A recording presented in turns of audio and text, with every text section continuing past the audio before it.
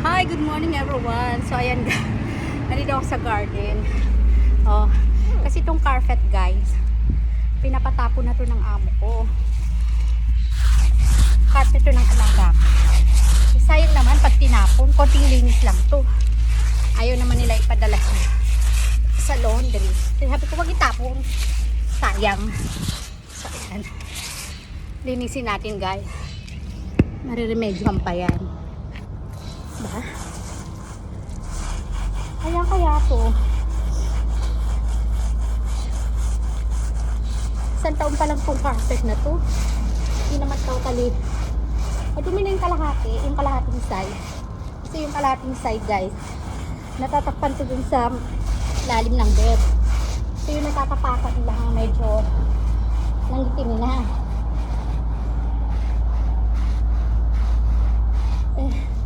Sayang naman pag tinapon. Pwede ka pa to.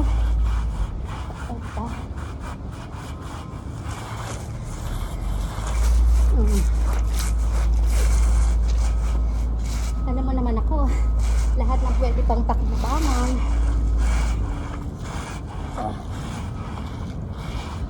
Oh, diba?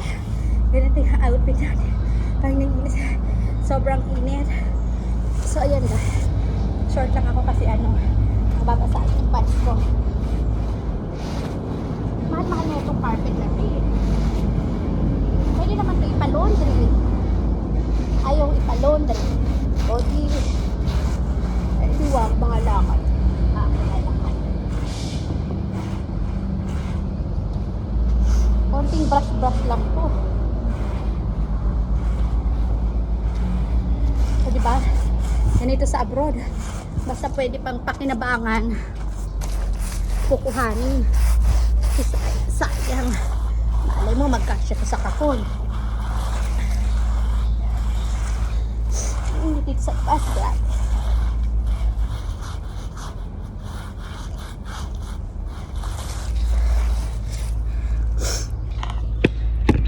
Hindi pa naman ito masyadong laspag guys.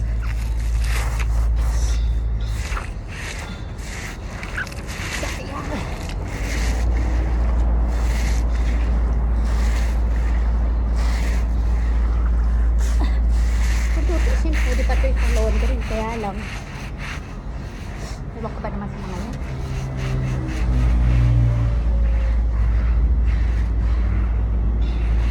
Ayan, pwede na. Kung hindi siya magkasya sa kahon, hindi siya sa kwarto ko.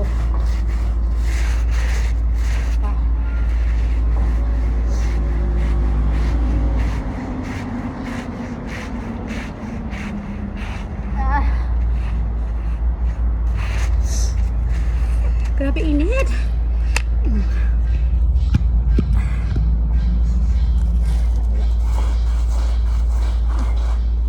Konting brush lang to.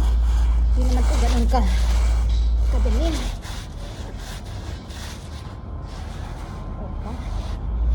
Bilad ko to sa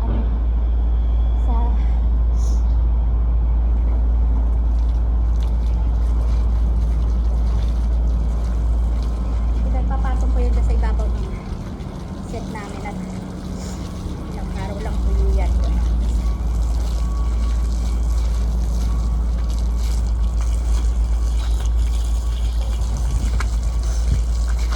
Sayang kaya, pwede pa ika-laundry to, hindi nila pinadala sa laundry. Itapon daw. Buti na lang ako. Hindi ako basta-basta nagtatapon. Pwede pang pakinabangan. Hindi ko yan siya ilalagay sa ano.